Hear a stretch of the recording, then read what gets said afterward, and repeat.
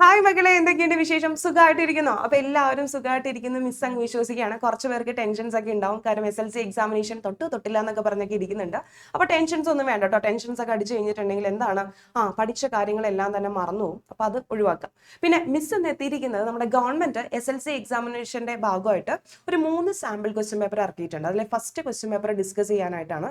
അപ്പോൾ ടൈം ഒട്ടും കളയുന്നില്ല, നേരെ നമുക്ക് അതിനകത്തേക്ക് കിടക്കാം. അപ്പതേ സാമ്പിൾ ക്വസ്റ്റ്യൻ പേപ്പർ ആണ് കേട്ടോ. അതിനകത്ത് ഫസ്റ്റ് ക്വസ്റ്റ്യൻ വന്നിരിക്കുന്നത് A എന്താണ്, B എന്താണ്, C എന്താണ് നിങ്ങളോട് പറയാനാണ്. പക്ഷേ അവര് നമുക്ക് ഓപ്ഷനും തന്നിട്ടുണ്ട്. ഒന്ന് ആലോചിച്ച് നോക്കിയിട്ട്, ഇതുപോലെ ഇരിക്കുകയാണെങ്കിൽ അതെന്തായിരിക്കും? mRNA ആയിരിക്കും. അതെന്താണ്? mRNA. ഓക്കെ, കളർ മാറ്റാം. mRNA ആണ് ഇത്. mRNA ഇങ്ങനെ T ഷേപ്പിലാണെങ്കിൽ ആ പേരിൽ തന്നെയുണ്ട്. എന്താണ് അത്? tRNA ആയിരിക്കും.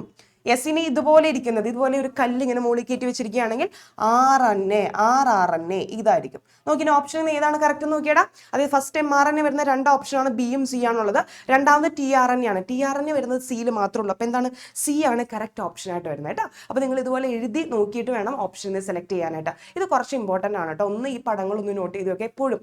കഴിഞ്ഞ പ്രാവശ്യം SLC എക്സാമിനേഷൻ ഈ ഒരു പിക്ചർ തന്നിട്ട് ഏത് RNA ആണെന്ന് ചോദിച്ചിരുന്നു, അതിന്റെ ഫംഗ്ഷൻസും ചോദിച്ചിരുന്നു. അപ്പോൾ ഫിഗർ പഠിക്കുമ്പോൾ അതിന്റെ ഫംഗ്ഷൻസും കൂടി ഒന്ന് നോക്കി വെച്ചേക്കാം. ഓക്കെ, അപ്പൊ സി ആണ് കറക്റ്റ് ആൻസർ. ഇനി ചോദിച്ചിരിക്കുന്നത് മൈലിംഗ് ഷീറ്റ് നിർമ്മിക്കുന്നത് ഏത് സെൽസിൽ നിന്നാണ്? ഏതാടാ? ഒളിഗോഡെൻഡ്രോസൈറ്റ്. കറക്റ്റ് ആണ്, ഇത് കറക്റ്റ് ആയിട്ടുള്ളതാണ്. മൈക്രോഗ്ലിയൽ സെൽ അല്ല, തെറ്റാണ്. അതുമല്ല ഷ്വാൻ സെൽ. ഈ 2 സെൽസിൽ നിന്നാണ് നമ്മുടെ മൈലിംഗ് ഷീറ്റ് ഫോം ചെയ്യുന്നത്. ഒളിഗോഡെൻഡ്രോസൈറ്റും ഷ്വാൻ സെല്ലിൽ നിന്നാണ് ഈ പറയുന്ന മൈലിംഗ് ഷീറ്റ് നിർമ്മിച്ചിരിക്കുന്നത്. ഓക്കെ ആണല്ലോ. അപ്പോൾ ഒന്ന് നോട്ട് ചെയ്ത് വെച്ചേക്കാം. ഓക്കെ, അപ്പോൾ അതിന്റെ ആൻസർ കൊടുത്തിരിക്കുന്നു 1ഉം 4ഉമാണ്. ഇനി മാച്ച് ദ ഫോളോയിങ് ആണ്. ഒന്ന് നോക്കിയടാ കറക്റ്റ് ആയിട്ട് ഏതൊക്കെയാണ് വരുന്നത്. കഴിഞ്ഞ പ്രാവശ്യം വരെ മാച്ച് ദ ഫോളോയിങ്ങിന് 3 മാർക്കായിരുന്നു, അല്ലെങ്കിൽ 4 മാർക്കിന്റെ ക്വസ്റ്റ്യൻസ് ആയിരുന്നു. പക്ഷേ ഇപ്പോൾ സിലബസ് മാറ്റിയതിന്റെ പേരിൽ ഈ പറയുന്ന മാച്ച് ദ ഫോളോയിങ് എന്താണ്, ഒരൊറ്റ മാർക്കായിട്ട് കുറച്ചിട്ടുണ്ട്. അപ്പോൾ കറക്റ്റ് ആയിട്ട് നോക്കുക. ഏതെങ്കിലും ഒരെണ്ണം തെറ്റിപ്പോയാൽ 1 മാർക്ക് നമ്മുടെ പോകും. ഓക്കെ, ഏതാന്ന് നോക്കിയടാ. ഇൻസെക്ട് എന്ന് പറയുന്നത് എന്താണോ? മെറ്റാഡിയ. കറക്റ്റ്. ഇനി സ്നേക്ക് എന്ന് പറയുന്നത് ജേക്കബ്സൺ ഓർഗൻ ആണ്. ഇനി യുഗ്ലീന ഐസ്പോട്ട്. അതായത് പി എന്ന് പറയുന്നത് 4 ആണ്. അതുപോലെ ക്യൂ എന്ന് പറയുന്നത് 1 ആണ്. ആർ എന്ന് പറയുന്നത് 2. അപ്പോൾ ബി ആണ് കറക്റ്റ് ആൻസർ ആയിട്ട് വരുന്നത് കേട്ടോ. ബി ആണ് കറക്റ്റ് ആൻസർ ആയിട്ട് വരുന്നത്. ഓക്കെ, അപ്പോൾ അങ്ങനെ എഴുതി നോക്കിയിട്ട് വേണം നിങ്ങൾ ആൻസർ ചെക്ക് ചെയ്യാനായിട്ട്. ഇനി കളർ മാറ്റാം miss. Okay, which are the part of the vestibular system? ഇതിനകത്ത് വെസ്റ്റിബുലർ സിസ്റ്റത്തിന്റെ ഭാഗങ്ങൾ ഏതൊക്കെയാണ്? സെമി സർക്കുലർ കനാലും വെസ്റ്റിബിളും കോക്ലിയാണോ? അല്ല, കോക്ലിയ ആണെന്നുണ്ടെങ്കിൽ അത് വെസ്റ്റിബുലർ സിസ്റ്റത്തിന്റെ ഭാഗം അല്ല. ഇനി അടുത്തത് cochlea vestibule hair cell. Cochlea വന്നെങ്കിൽ അതെന്താ? അത് ചെവിയുടെ, അതായത് നമ്മുടെ ഇന്നർ ഇയറിന്റെ ഭാഗമായിട്ട് വരും. അപ്പോൾ ഇത് വെസ്റ്റിബുലർ സിസ്റ്റത്തിന്റെ ഭാഗമല്ല. അടുത്തത് semi circular canal vestibule hair cell. ഇതല്ലേടാ? ഇത് കറക്റ്റ് ആണ് കേട്ടോ. സി ആണ് കറക്റ്റ് ആയിട്ടുള്ള ആൻസർ വരുന്നത്. സെമി സർക്കുലർ കനാലും വെസ്റ്റിബിളും ഹെയർ സെല്ലും കൂടി ചേർന്നതാണ് എന്താ? വെസ്റ്റിബുലർ സിസ്റ്റം എന്ന് പറയുന്നത്. യെസ്, അപ്പോൾ ഇതാണ് ആൻസർ ആയിട്ട് കൊടുത്തിരിക്കുന്നത്. അപ്പോൾ കറക്റ്റ് ആയിട്ട് നോക്കുക. നമ്മൾ ഇങ്ങനെയുള്ള കാര്യങ്ങൾ വരുമ്പോൾ ഏതാണ് അല്ലാത്തതെന്നുള്ളത് റൗണ്ട് ചെയ്തിടുക. അപ്പോൾ തന്നെ നമുക്ക് മനസ്സിലാവും അതല്ല എന്നുള്ളത്. ഓക്കെ, ഇനി അടുത്തത് ഒരു പിക്ചർ കൊടുത്തിട്ടുണ്ട്. ഈ പിക്ചർ ഏത് പ്രോസസ്സാണ്? ഇത് ഏതാണ്? പ്രോട്ടീൻ സിന്തസിസ് എന്ന് പറയുന്ന പ്രോസസ്സാണ്. ഇതിനകത്ത് എക്സ് എന്ന് പറയുന്ന ഭാഗം അതായത് ഒന്ന് കൊടുത്തിട്ടുണ്ട്. ഓക്കെ, എക്സ് എന്ന് പറയുന്നത് mRNA ആണ് വന്നിരിക്കുന്നത്. അപ്പോൾ പ്രോട്ടീൻ നിർമ്മാണത്തിന്റെ ഈ ഘട്ടം ഏതാണ്? mRNA ഫോം ചെയ്യുന്ന ആ ഘട്ടത്തിന്റെ പേരെന്താണ്? ട്രാൻസ്ക്രിപ്ഷൻ ആണ്, ട്രാൻസ്ലേഷൻ ആണോ? അറിയാം, ഫസ്റ്റത്തെ സ്റ്റെപ്പാണ് mRNA ഫോം ചെയ്യുന്നത്. അത് എന്താണ്? ട്രാൻസ്ക്രിപ്ഷൻ ആയിട്ടാണ് വരുന്നത്. ഇനി ചോദിക്കുന്നത് ഈ പ്രോട്ടീൻ നിർമ്മാണത്തിന് അല്ലെങ്കിൽ പ്രോട്ടീൻ സിന്തസിസിന് എക്സിന്റെ റോൾ എന്താണെന്ന് ചോദിച്ചിരിക്കുന്നത്. എന്താണ് റോള്? അതായത് പ്രോട്ടീൻ സിന്തസിസിനുള്ള മെസ്സേജ് അടങ്ങിയിരിക്കുന്നത് എന്താണ്? ഈ എക്സിലാണ്, ഈ mRNA-യിലാണ്. അതാണ് അതിന്റെ റോൾ ആയിട്ട് വരുന്നത് കേട്ടോ. X is mRNA and it contain message for the protein synthesis. Protein സിന്തസിസിനുള്ള മെസ്സേജ് അടങ്ങിയിരിക്കുന്ന ഈ എക്സിലാണ്, mRNA-യിലാണ്. അപ്പോൾ ഈ പ്രോസസ്സ് ഏതാണ്? ട്രാൻസ്ക്രിപ്ഷൻ ആണ്. ഇനി വേറൊരു പ്രോസസ്സും കൂടി ഉണ്ട്, ട്രാൻസ്ലേഷൻ. അതാണ് പ്രോട്ടീൻ സിന്തസിസിൻ, അതായത് അമിനോ ആസിഡിനെ കൂട്ടിച്ചേർത്തിട്ട് പ്രോട്ടീൻ സിന്തസിസ് ആയിട്ട് മാറ്റുന്നത്. ഓക്കെ ആണല്ലോ. അപ്പോൾ പ്രോട്ടീൻ സിന്തസിസ് എന്ന് പറയുന്ന ക്വസ്റ്റ്യൻ ഭയങ്കര ഇമ്പോർട്ടൻ്റ് ആണ്. അത് എന്തായാലും നിങ്ങൾ പടവും നോക്കിയിരിക്കണം, അതിന്റെ എക്സ്പ്ലനേഷനും 2 ഘട്ടങ്ങളും നോക്കിയിട്ട് വേണം എക്സാം ഹാളിലേക്ക് പോകാനായിട്ട്. അത് എന്തായാലും ഒരു ക്വസ്റ്റ്യൻസ് ഉണ്ടാവും കേട്ടോ. കാര്യം നമ്മളിപ്പോൾ കണ്ട mRNA, tRNA അതുപോലുള്ള RNA-കളുടെ പഠനം വന്നിട്ട് അത് ഇതിൽ നിന്ന് തന്നെ വന്നിരിക്കുന്നതാണ്. അപ്പോൾ ആ ഒരു പ്രോട്ടീൻ സിന്തസിസ് കുറച്ച് ഇമ്പോർട്ടൻ്റ് ആയ ടോപ്പിക്കാണ്. അപ്പോൾ നിങ്ങൾ എന്തായാലും നോക്കിയിരിക്കണം. ഓക്കെ, ഇനി അടുത്തത് ഗീവ് റീസൺ. കാരണം എഴുതാനാണ് പറഞ്ഞിരിക്കുന്നത്. Colour blindness affect the male more frequently. അതായത് വർണ്ണാന്ധത പുരുഷന്മാരിലാണ് കൂടുതലായിട്ട് ബാധിക്കുന്നത്. അതെന്തുകൊണ്ടായിരിക്കും? കാര്യം ഈ കളർ ബ്ലൈൻഡ്നെസ്സിന് കാരണമെന്ന് വെച്ചിട്ടുണ്ടെങ്കിൽ എക്സ് ക്രോമസോമിന്റെ ഡിഫക്റ്റ് ആണ്, അല്ലെങ്കിൽ എക്സ് ക്രോമസോംസിന് ഉണ്ടാവുന്ന തകരാറ് മൂലമാണ് കളർ ബ്ലൈൻഡ്നെസ്സിന് കാരണമാവുന്നത്. അപ്പോൾ പുരുഷന്മാരെ വെച്ച് നോക്കുമ്പോൾ XY ആകെ ഒരു എക്സ് ക്രോമസോംസ് മാത്രമേ ഉള്ളൂ. സ്ത്രീകളെ സംബന്ധിച്ച് XX ഉണ്ട്, 2 എക്സ് ക്രോമസോംസ് ഉണ്ട്. അപ്പോൾ ഒരെണ്ണം കേടായാലും മറ്റേത് വെച്ചിട്ട് എന്താണ് സ്ത്രീകളിൽ ബാലൻസ് ചെയ്ത് പോയിക്കോളും. പക്ഷെ പുരുഷന്മാരിൽ ഒരൊറ്റ എക്സ് ക്രോമസോംസേ ഉള്ളൂ. അപ്പോൾ അതിനകത്ത് എന്തെങ്കിലും ഡിഫക്റ്റ് സംഭവിച്ചു കഴിഞ്ഞിട്ടുണ്ടെങ്കിൽ അതിനെ പാരലാക്കാൻ വേറൊരു എക്സ് ക്രോമസോംസ് ഇല്ല. അപ്പോൾ അതുകൊണ്ട് തന്നെ എന്താണ് പുരുഷന്മാരിലാണ് ആ ഒരു വർണ്ണാന്തത അല്ലെങ്കിൽ കളർ ബ്ലൈൻഡ്നെസ് കൂടുതലായിട്ട് കാണപ്പെടുന്നത് കേട്ടോ. അതാണ് ആൻസറിൽ കൊടുത്തിരിക്കുന്നത്. Defect of gene that cause colour blindness is an X chromosome. അതായത് എക്സ് ക്രോമസോംസ് ആണ് അതിന്റെ ഡിഫക്റ്റ് ആണ് കളർ ബ്ലൈൻഡ്നെസ്സിന് കാരണമാവുന്നത്. മെൻസിന്, അതായത് ആ പുരുഷന്മാരിലാകെ ഒരു എക്സ് ക്രോമസോംസ് മാത്രമേ ഉള്ളൂ. അതുകൊണ്ടാണ് അതിന് ഡിഫക്റ്റ് സംഭവിച്ചാൽ അതിന് പകരമാകാനായിട്ട് വേറെ ഒരു എക്സ് ക്രോമസോംസ് ഇല്ല. അപ്പൊ അതുകൊണ്ട് പുരുഷന്മാരിലാണ് കൂടുതലായിട്ട് കാണപ്പെടുന്നത്. ഇനി അടുത്ത ക്വസ്റ്റ്യൻ, കോൺ സെൽ പ്രൊവൈഡ് കളർ വിഷൻ. കോൺ സെല്ലുകൾ വർണ്ണക്കാഴ്ചകൾക്ക് സാധ്യമാക്കുന്നു. കാരണം എന്താണ്? ശരിയാണ്. അതായത് പലതരത്തിലുള്ള ലൈറ്റ് വരുമ്പോൾ അല്ലെ പലതരത്തിലുള്ള കളേഴ്സ് വരുമ്പോൾ അതിന്റെ ഇന്റൻസിറ്റി അനുസരിച്ച് അല്ലെങ്കിൽ വേവ് ലെങ്ത് അനുസരിച്ച് നമ്മുടെ കോൺസെൽ, 3 ടൈപ്പ് കോൺസെൽസ് ആണുള്ളത്. എസ് കോൺസെൽസ് ഉണ്ട്, എം കോൺസെൽസ് ഉണ്ട്, എൽ കോൺസെൽസ് ഉണ്ട്. ഇത് എന്ത് ചെയ്യുന്നുണ്ട്? സ്റ്റിമുലേറ്റ് ആകുന്നുണ്ട്. അതിന്റെ ഭാഗമായിട്ടാണ് നമുക്ക് വർണ്ണക്കാഴ്ച അല്ലെങ്കിൽ കളർ വിഷൻ സാധ്യമാകുന്നത്. അതാണ് ആൻസറിൽ വരേണ്ടത്. ഓക്കെ ആണല്ലോ? അപ്പോൾ നിങ്ങൾ ആ ഒരു കോൺസെല്ലിന്റെ കാര്യങ്ങൾ ഒന്ന് നോക്കിയേക്കുക. അത് കഴിഞ്ഞ പ്രാവശ്യം ഉണ്ടായിരുന്നില്ല. ഈ പ്രാവശ്യം പുതിയതായിട്ട് ആഡ് ചെയ്തിരിക്കുന്ന ക്വസ്റ്റ്യൻ ആണ്, അല്ലെ ടോപ്പിക് ആണ്. അപ്പൊ അതിൽ നിന്ന് ക്വസ്റ്റ്യൻ എന്തായാലും ഉണ്ടാവും കേട്ടോ. അപ്പൊ അത് നോക്കിയിട്ട് വേണം നിങ്ങൾ എക്സാം ഹാളിലേക്കൊക്കെ പോകാനായിട്ട്. ഇനി അടുത്ത ക്വസ്റ്റ്യൻ, കണ്ണിലെ 2 ഫ്ലൂയിഡിനെ കുറിച്ചിട്ട്, അതായത് എയും ബി എന്നും പറഞ്ഞിട്ട് 2 ഫ്ലൂയിഡിനെ കുറിച്ച് ഒരു പ്രസ്താവന കൊടുത്തിട്ടുണ്ട്, ഒരു സ്റ്റേറ്റ്മെന്റ് കൊടുത്തിട്ടുണ്ട്. ആ സ്റ്റേറ്റ്മെന്റിൽ നിന്നിട്ട് ആ ഫ്ലൂയിഡ് ഏതെന്ന് നമ്മൾ കണ്ടുപിടിക്കണം. ഭയങ്കര വലിയ ടാസ്ക് ആണ് അല്ലേ? അപ്പൊ ഫസ്റ്റ് ക്വസ്റ്റ്യൻ ഇതാണ്. എ, അതായത് എ എന്താണ്, ബി എന്താണ്, അതായത് കണ്ണിലുള്ള ആ എ ഫ്ലൂയിഡിന്റെ പേരെന്താണ്, ബി ഫ്ലൂയിഡിന്റെ പേരാണ്. എ എന്ന് പറയുന്നത് വാട്ടറി ഫ്ലൂയിഡ് ആണ്. ജലത്തിനോട് സാദൃശ്യമായിരിക്കുന്ന ദ്രവമാണ്. അതേതാടാ? അക്യൂസ് ഫ്ലൂയിഡ് ആണ് കേട്ടോ. ഇനി അടുത്ത ജെല്ലി ലൈക്ക് ഫ്ലൂയിഡ്. അത് ഏതായിരിക്കും? ജെല്ല് പോലുള്ള ഫ്ലൂയിഡ് കണ്ണിനുള്ളിൽ ഏതാണത്? വിട്രിയസ് ഹ്യൂമർ ആണ്.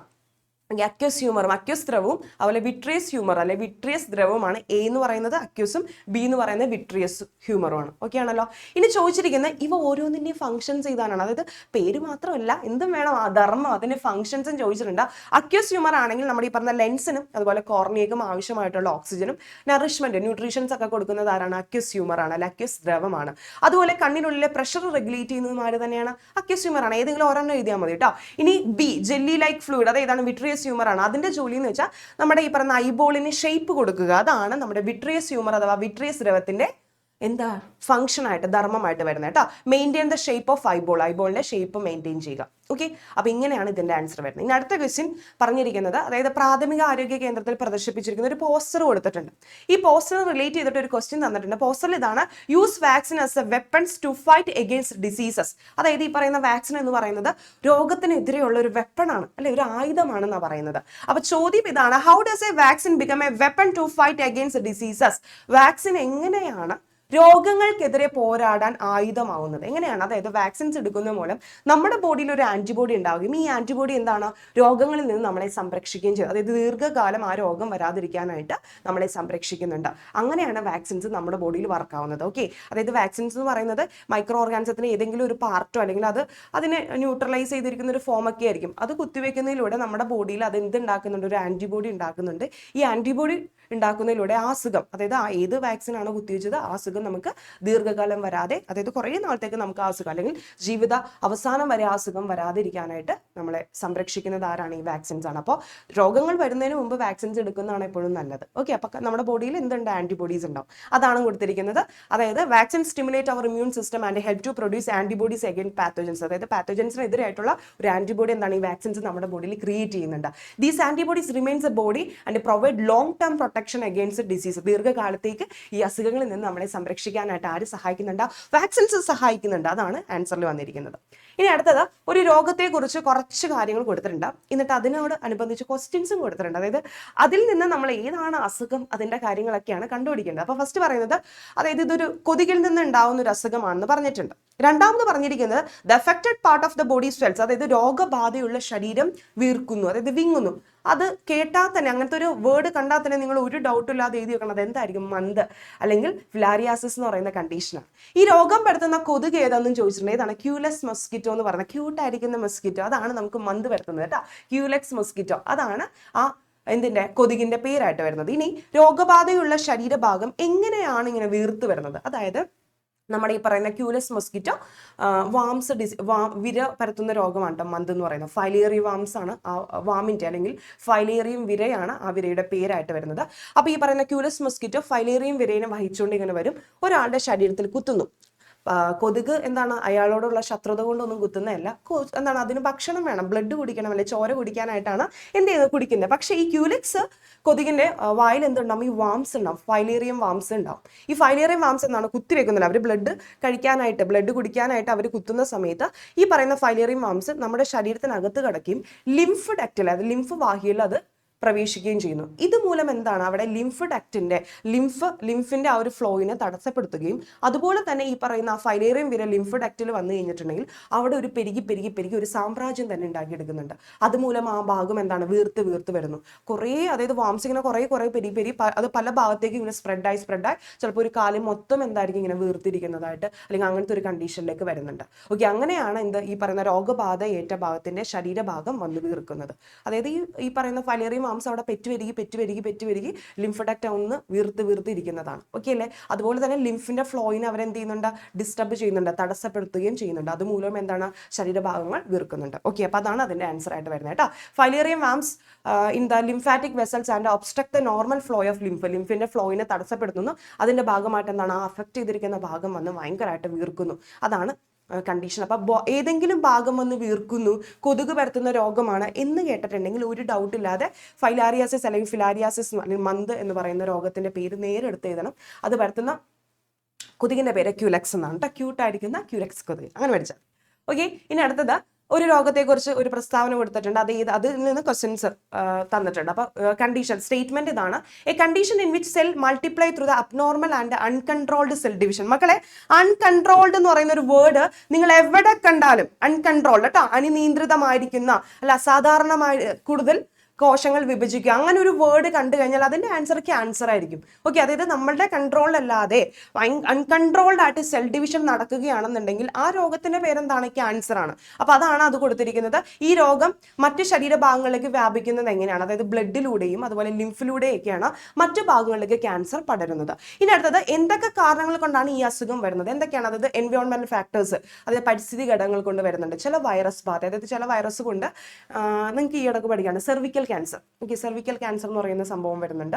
പിന്നെ അതുപോലെ തന്നെ നമ്മുടെ ജീവിതശൈലി, ലൈഫ് സ്റ്റൈൽ വെച്ച് നമ്മൾ കഴിക്കുന്ന ഭക്ഷണം അങ്ങനെയുള്ള കാര്യങ്ങളൊക്കെ നോക്കിയിട്ട് എന്താണ് ലൈഫ് സ്റ്റൈലിൽ നിന്നിട്ട് നമുക്ക് ഈ അസുഖം വരുന്നത്. അതുപോലെ ജനറ്റിക് ആയിട്ട് വരുന്നുണ്ട്. നമുക്ക് പാരൻസിന് ക്യാൻസർ ഉണ്ടെന്നുണ്ടെങ്കിൽ അമ്മമാരിൽ നിന്ന് കുട്ടികളിലേക്ക് അവരുടെ ആ ഒരു ജനറ്റിക്കലി കോൺസ്റ്റിറ്റ്യൂഷൻ കുട്ടിയിലേക്ക് കിട്ടിയിട്ടുണ്ടെങ്കിൽ അവർക്കും എന്താണ് ഈ പറയുന്ന ക്യാൻസറിന്റെ സാധ്യത വളരെ കൂടുതലാണ്. അപ്പോൾ ജനറ്റിക്കൽ ചേഞ്ചസ് ഉണ്ടാവും, എൻവയോൺമെന്റൽ ഫാക്ടേഴ്സ് ഉണ്ടാവും, വൈറൽ ഇൻഫെക്ഷൻസ് ഉണ്ടാവും, ലൈഫ് സ്റ്റൈൽ ഉണ്ടാവും. ഇതൊക്കെ എന്താണ് ക്യാൻസറിന് കാരണമായിരിക്കുന്ന റീസൺസ് ആണ്. ജനറ്റിക്കൽ ചേഞ്ച് എന്ന് വെച്ചിട്ടുണ്ടെങ്കിൽ ഈ പറയുന്ന എന്താ പറയുക, ജീൻസ്, അതായത് ചില എൻവയോൺമെന്റൽ ഫാക്ടേഴ്സ് മൂലം ജീൻസിന് ചേഞ്ചസ് സംഭവിക്കുന്നതുകൊണ്ടാണ് അൺകൺട്രോൾഡ് ആയിട്ട് ഇതിങ്ങനെ മൾട്ടിപ്ലൈ ചെയ്തുകൊണ്ടിരിക്കുന്നത്. ഓക്കെ, ജീനിന്റെ തകരാർ. അപ്പോൾ അതാണ് ഉദ്ദേശം. ജനറ്റിക്കലി ചേഞ്ചസ്, അതായത് മ്യൂട്ടേഷൻ ഒക്കെ ഇല്ലേ, അതൊക്കെ ക്യാൻസറിന്റെ റീസൺ ആയിട്ട് വരുന്നുണ്ട് കേട്ടോ. ഓക്കെ, ഇനി അടുത്തത് ഒരു പ്രസ്താവന കൊടുത്തിട്ടുണ്ട്. ആ പ്രസ്താവനകളും എല്ലാം സ്റ്റേറ്റ്മെന്റ് ആണ് തന്നിരിക്കുന്നത്. ബാക്കി കാര്യങ്ങളൊക്കെ നമ്മൾ നോക്കണം അല്ലേ. ഓക്കെ, അപ്പോൾ ക്വസ്റ്റ്യൻ അല്ല, പ്രസ്താവന ഇതാണ്: DNA finger print is A technology. നമുക്കറിയാം അത് ടെക്നോളജി ആണെന്നുള്ളത്. ആൻസർ ഒക്കെ എടുത്ത് ഒരു ക്വസ്റ്റ്യൻ ആക്കി തന്നിട്ടുണ്ട്. ഇനി നമ്മളോട് ക്വസ്റ്റ്യൻ ഉണ്ടാക്കാനായിരിക്കും എന്നാണ് തോന്നുന്നത്, നോക്കാം. അപ്പോൾ DNA fingerprinting is a technology used to identify the individuals by analyzing the arrangement of nucleotide. അതായത് ന്യൂക്ലിയോടൈഡുകളെ വിശകലനം ചെയ്ത് ഒരു വ്യക്തിയെ തിരിച്ചറിയാൻ ഉപയോഗിക്കുന്ന സാങ്കേതിക വിദ്യയാണ് DNA ഫിംഗർ പ്രിന്റ്. നമുക്ക് അത് അറിയാവുന്ന കേസാണ്. അതായത് ആൻസർ എടുത്ത് അവർ തന്നിട്ടുണ്ട്. ഇനി ചോദിച്ചിരിക്കുന്ന ക്വസ്റ്റ്യൻ ഇതാണ്: DNA ഫിംഗർ പ്രിന്റിങ്ങിലൂടെ ഈ സാങ്കേതിക വിദ്യ എങ്ങനെയാണ് വ്യക്തികളെ തിരിച്ചറിയുന്നത്? അതായത് മക്കളെ, നമ്മുടെ എല്ലാവരുടെ ഈ ഒരു ഫിംഗർ പ്രിന്റ് ഡിഫറെന്റ് ആയതുപോലെ തന്നെ നമ്മുടെ ഈ പറയുന്ന DNA ന്യൂക്ലിയോടൈഡ്സിന്റെ സീക്വൻസ് എന്താണ്, ഡിഫറെന്റ് ആണ്. അത് വെച്ചിട്ടാണ് അവർ വ്യക്തികളെ തിരിച്ചറിയുന്നത്. ന്യൂക്ലിയോടൈഡ്സിന്റെ അറേഞ്ച്മെന്റ്സ് ഡിഫറെന്റ് ആണ്, അതിന്റെ സീക്വൻസ് ഡിഫറെന്റ് ആണ്. അപ്പൊ അങ്ങനെ വെച്ചിട്ടാണ് എന്ത് ചെയ്യുന്നത്, നമ്മൾ ഈ പറയുന്ന ആൾക്കാരെ, വ്യക്തികളെ തിരിച്ചറിയുന്നത്. ഇനി write other 2 uses of this technology. ഇതിന്റെ വേറെ യൂസസ് എന്തൊക്കെയാണ്? അതായത് കുറ്റവാളികളെ കണ്ടുപിടിക്കാൻ പറ്റും, അതുപോലെ തന്നെ മാതാപിതാക്കളെ കണ്ടുപിടിക്കാൻ പറ്റും, അല്ലെങ്കിൽ പ്രകൃതിക്ഷോഭം അങ്ങനെയുള്ള കാര്യങ്ങൾക്കൊക്കെ ചില സമയത്ത് നമ്മുടെ ഈ പറയുന്ന മറ്റേ ഉരുൾപൊട്ടൽ അല്ലെങ്കിൽ ഫ്ലഡ് ഒക്കെ വരുന്ന സമയത്ത് ചിലപ്പോൾ ചില ബോഡിയുടെ ഭാഗങ്ങളായിരിക്കും കിട്ടുന്നത്. അപ്പോൾ അത് വഴിയിട്ട് അത് ഏത് വ്യക്തിയാണെന്നൊക്കെ തിരിച്ചറിയേണ്ട. ആ ഭാഗങ്ങളിൽ നിന്ന് DNA എടുത്തു കഴിഞ്ഞിട്ടുണ്ടെങ്കിൽ നമുക്ക് ആരാണെന്നുള്ളത് കണ്ടുപിടിക്കാനായിട്ട് പറ്റും. ഓക്കെ, അപ്പോൾ ഇതാണ് ഐഡന്റിഫൈ ദ കൾപ്രിൻസ്, അതായത് കുറ്റവാളിയെ കണ്ടുപിടിക്കാം. അതുപോലെ ജനറ്റിക്കൽ ഡിസോർഡേഴ്സും അതുപോലെ അതിന്റെ ഹെറിഡിറ്ററി ഡിസീസിനെ കുറിച്ച് പഠിക്കാനും കാര്യങ്ങളും ഐഡന്റിഫൈ ചെയ്യാനൊക്കെ പറ്റും. അതുപോലെ തന്നെ biological relationship between parent and offspring, അതായത് കുട്ടികൾ തമ്മിലുള്ള അച്ഛനാരാണ് അമ്മയാരാണ് എന്നുള്ള കാര്യങ്ങളൊക്കെ കണ്ടുപിടിക്കാൻ പറ്റും. അതുപോലെ തന്നെ എന്താണ് ഫോസിൽസ്, ഏത് വംശപരമ്പരയിൽ ഫോസിൽസ് കിട്ടിക്കഴിഞ്ഞാൽ അത് ഏത് വംശ പരമ്പരയിൽ വരുന്നതാണെന്ന് നമുക്കറിയാൻ പറ്റും. അതുപോലെ ആക്സിഡന്റോ ഡിസാസ്റ്റേഴ്സോ പ്രകൃതിക്ഷോഭങ്ങളോ വന്നിട്ടുണ്ടെങ്കിൽ ആൾക്കാരെ ഐഡന്റിഫൈ ചെയ്യുക, വിക്ടിംസിനെ ഐഡന്റിഫൈ ചെയ്യാനായിട്ട്, അതുപോലെ തന്നെ എൻഡേഞ്ചർഡ് സ്പീഷീസിനെ ട്രാക്ക് ചെയ്യാനൊക്കെ വേണ്ടിയിട്ട് നമുക്ക് ഈ DNA ഫിംഗർ പ്രിന്റിംഗ് എന്ന് പറയുന്ന ഈ ഒരു ടെക്നോളജി യൂസ് ചെയ്യാനായിട്ട് പറ്റും. ഓക്കെ അല്ലേ? അപ്പോൾ DNA ഫിംഗർ പ്രിന്റിംഗ് കുറച്ച് ഇമ്പോർട്ടൻ്റ് ആണ് കേട്ടോ. കണ്ടോ, അവർ ആൻസർ എടുത്തിട്ടാണ് തന്നിരിക്കുന്നത്. അപ്പോൾ നിങ്ങൾ എങ്ങനെ കറക്കിയും തിരിച്ചും മറിച്ചും തിരിച്ചും കുടിച്ചും ഹരിച്ചൊക്കെ ചോദിക്കാം. അപ്പോൾ അത് പക്കയായിട്ട് പച്ചവെള്ളം പോലെ പഠിച്ചിരിക്കണം. അതിന്റെ യൂസസ് ഒന്ന് നോക്കിയേക്കാം. യൂസസ് കഴിഞ്ഞ പ്രാവശ്യം SLC എക്സാമിനേഷന് വന്നിരുന്നതാണ്. അപ്പോൾ ഒന്ന് നോക്കിയേക്കാം കേട്ടോ.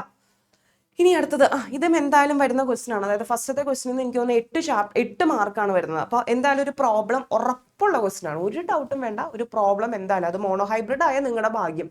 അത് നമുക്ക് മോണോഹൈബ്രിഡ് കുറച്ചും കൂടെ എളുപ്പം, ഡൈഹൈബ്രിഡ് കുറച്ച് ബുദ്ധിമുട്ടാണ്. ബുദ്ധിമുട്ടെന്നല്ല, ഇത് പെട്ടെന്ന് ചെയ്ത് കഴിയും, മറ്റേത് കുറച്ച് ടൈം എടുക്കേണ്ടി വരും. അതുകൊണ്ടാണ് ബുദ്ധിമുട്ടെന്നല്ല മിസ് ഉദ്ദേശിച്ചത് കേട്ടോ. അപ്പോൾ ഈ ഒരു ചിത്രീകരണം കൊടുത്തിട്ടുണ്ട്. ഇതിനകത്ത് F1 ഫിനോടൈപ്പും ജീനോടൈപ്പും ഇതാണ് പറയുന്നത്. F1 അതായത് F1 ഇവിടെ കിട്ടുന്നത് എന്തായിരിക്കും? ക്യാപിറ്റൽ G, കളർ മാറ്റട്ടെ, വൈറ്റ് ആണ് കിട്ടുന്നത്. ക്യാപിറ്റൽ G സ്മോൾ g എന്ന് പറയുന്നതായിരിക്കും എന്ത് കിട്ടുന്നത്? നമുക്ക് F1 ജനറേഷൻ ആയിട്ട് കിട്ടുന്നത്. അപ്പൊ ഫിനോടൈപ്പ് എന്ന് പറയുന്നത് എന്താണ്? ഫിനോടൈപ്പ് എന്ന് പറയുന്നത് ഗ്രീൻ കളേർഡ് ആയിരിക്കുന്നതാണ്. ഓക്കെ, ഇനി അതിന്റെ ജീനോടൈപ്പ് എന്ന് പറയുന്നത് ക്യാപിറ്റൽ G സ്മോൾ g അതാണ് കൊടുത്തിരിക്കുന്നത് കേട്ടോ. അത് ഫിനോടൈപ്പ് എന്ന് പറയുന്നത് F1 ജനറേഷൻ ഗ്രീൻ ആണ്. ജീനോടൈപ്പ് എന്ന് പറയുന്നത് ലെറ്റർ. ഫിനോടൈപ്പ് എപ്പോഴും ക്യാരക്ടർ എഴുതാനായിരിക്കും, ജീനോടൈപ്പ് എന്ന് പറയുന്ന ആ ലെറ്റേഴ്സ് എടുത്ത് എഴുതാനായിരിക്കും കേട്ടോ. ഇനി അതിന്റെ ഈ പറയുന്ന F2 ജനറേഷന്റെ കാര്യങ്ങൾ എഴുതാനാണ് ചോദിച്ചിരിക്കുന്നത്. F1 സെൽഫ് പോളിനേഷൻ ചെയ്താൽ എന്താണ് സംഭവിക്കുന്നത് എന്നുള്ളത് കേട്ടോ. ഓക്കെ, അതാണ് ഈ കൊടുത്തിരിക്കുന്നത്. അപ്പോൾ അതിന് എന്തൊക്കെ കിട്ടുന്നുണ്ട്? ഗ്രീൻ കളർ കിട്ടുന്നുണ്ട്. ഗ്രീൻ കളറിൽ 3 എണ്ണം കിട്ടും, അതുപോലെ യെല്ലോ കളറിൽ 1 എണ്ണം കിട്ടും. അങ്ങനെയാണ് സെൽഫ് പോളിനേഷൻ ചെയ്താൽ കിട്ടുന്നത്. അതായത് F1 ജനറേഷൻ എന്ന് പറയുന്ന കളർ മാറ്റട്ടെ, റെഡ് വന്നാൽ നിങ്ങളുടെ കണ്ണടിച്ചു. ഓക്കെ, F1 ജനറേഷൻ എന്ന് വെച്ചാൽ ക്യാപിറ്റൽ G സ്മോൾ g ആണ്. അത് ക്രോസ് സെൽഫ് പോളിനേഷൻ ചെയ്താൽ അതിനെ അതുകൊണ്ട് തന്നെ ഇങ്ങനെ ചെയ്യാം. എന്നിട്ട് ഇത് കിട്ടുമ്പോൾ ക്യാപിറ്റൽ G, ഇത് GG, പിന്നെ ഇതും കൂടി കൂട്ടിയാൽ ഇത് ക്യാപിറ്റൽ G സ്മോൾ g, പിന്നെ ഇതും ക്യാപിറ്റൽ G സ്മോൾ g, ഇതും സ്മോൾ g. അപ്പോൾ 3 ഗ്രീൻ കളറും 1 യെല്ലോ കളറും ആണ് കിട്ടുന്നത്. ഇതാണ് F2 എന്ന് പറയുന്നത് കേട്ടോ. അപ്പോൾ ഇത് നിങ്ങൾ ചെയ്യാനായിട്ട് പഠിച്ചിരിക്കുക. ഇതെന്തായാലും ചോദിക്കട്ടെ, ഒരു ഡൗട്ട് ഇല്ലാത്തതാണ്. നിങ്ങളിത് കുറേ ചെയ്ത് പഠിച്ചു. ഇത് ചെയ്ത് പഠിച്ചുകൊണ്ട് നിങ്ങൾക്ക് നഷ്ടമൊന്നും വരാൻ പോകുന്നില്ല. കാര്യം ഇതെന്തായാലും ചോദിച്ചിരിക്കും. ഷുവർ ക്വസ്റ്റൻ ആണ്, ഇതിൽ നിന്ന് ഒരു പ്രോബ്ലം ഉണ്ടാവും എന്നുള്ളത് കേട്ടോ. കാര്യം 8 മാർക്കാണ് ആ ഒരു ചാപ്റ്ററിൽ നിന്ന് വന്നിരിക്കുന്നത്. അപ്പോൾ 8 മാർക്കിൽ എനിക്ക് തോന്നുന്നു 4 മാർക്ക് 3 മാർക്ക് ആ പ്രോബ്ലത്തിനായിട്ട് അവർ തരും. ഓക്കെ, ഇനി അടുത്ത വീണ്ടും അതേ വേറൊരു പയറ് ചെടിയുടെ ഉയരം, അതുപോലെ ഫലത്തിന് ഫ്രൂട്ടിന്റെ കളർ എന്നിവ പരിഗണിച്ചിട്ട് ഡൈ ഹൈബ്രിഡ് ക്രോസ് ചെയ്തിട്ടുണ്ട്. ഓക്കെ, അതായത് ക്യാപിറ്റൽ T അവർ ഉയരമുള്ള ചെടിയെയും അതുപോലെ തന്നെ എന്താണ് കളർ ഗ്രീൻ കളറായിരിക്കുന്ന പോഡുള്ളത്. അപ്പോൾ capital T small capital T അതുപോലെ തന്നെ ക്യാപിറ്റൽ G എന്നാണ് ഒരെണ്ണം. രണ്ടാമത്തെ പ്ലാന്റ് എന്ന് പറയുന്നത് ഉയരം കുറഞ്ഞ, അതിനെ സ്മോൾ ടി എന്ന് എടുത്തു. അതുപോലെ തന്നെ യെല്ലോ കളർ പോഡുള്ളത്. അപ്പോൾ എന്താണ് സ്മോൾ g ഇത് തമ്മിൽ ക്രോസ് ചെയ്യുമ്പോൾ ഈ ക്യാപിറ്റൽ ജിയും ക്യാപിറ്റൽ ജിയും എടുത്ത് താഴേക്ക് എഴുതി. പിന്നെ സ്മോൾ ജിയും എടുത്ത് താഴേക്ക് എഴുതി. ഇത് രണ്ടും കൂടി ക്രോസ് ആയി കഴിയുമ്പോൾ F1 generation capital T capital G small g, ഇതാണ് F1 ജനറേഷൻ എന്ന് പറയുന്നത്. ഇതിന്റെ ജീനോടൈപ്പ് എന്ന് പറയുന്നത് capital T capital G small g എന്ന് പറയുന്നതാണ് F1 ജനറേഷന്റെ എന്തായിട്ട് വരുന്നത്? ഫിനോടൈപ്പ് ആയിരുന്നു വരുന്നത്.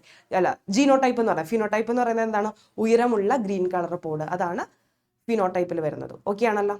ഓക്കെ, ഇനി അതിന്റെ രണ്ടാമത്തെ ക്വസ്റ്റ്യൻ, F1 തലമുറയിൽ സെൽഫ് പോളിനേഷൻ നടത്തുമ്പോൾ മാതൃസസ്യത്തിൽ നിന്ന് വ്യത്യസ്തമായിരിക്കുന്ന പുതിയ ഗുണങ്ങൾ ഏതൊക്കെയാണ്? പുതിയ ഗുണങ്ങൾ ഇത് സെൽഫ് പോളിനേഷൻ നടന്നു കഴിയുമ്പോൾ ഇതിന് ഉണ്ടാവുന്നത് എന്തായിരിക്കും? അതായത് ഇപ്പോൾ ഉള്ളത് നമ്മുടെ അടുത്ത് ടോൾ ആയിരിക്കുന്ന പ്ലാന്റും ഗ്രീൻ കളർ ആയിരിക്കുന്ന പ്ലാന്റും, അല്ല ഗ്രീൻ പോഡുള്ള പ്ലാന്റുമാണ്. മറ്റേത് പൊക്കം കുറഞ്ഞതും അതുപോലെ തന്നെ യെല്ലോ കളറും. അപ്പോൾ ഇനി ഉണ്ടാവുന്ന F2 ജനറേഷനിൽ പൊക്കമുള്ളതും അതുപോലെ തന്നെ യെല്ലോ കളർ പോഡുള്ളതും വരും. ഇനി അതുപോലെ തന്നെ ഗ്രീൻ കളറും പൊക്കം കുറഞ്ഞതും തമ്മിൽ വരും. ഓക്കെ, അപ്പോൾ ഇങ്ങനെയാണ് അതിൻ്റെ ക്യാരക്ടേഴ്സ് വരുന്നത്. ഇതേ കണ്ടോ, ടോൾ പ്ലാന്റ് വിത്ത് യെല്ലോ പോഡും അത് ഡോട്ട്സ് പ്ലാന്റ് വിത്ത് ഗ്രീൻ പോഡും. ഇങ്ങനെയാണ് F2 ജനറേഷനിൽ വ്യത്യസ്തമായിരിക്കുന്നത് കാണാൻ പറ്റുന്നത്.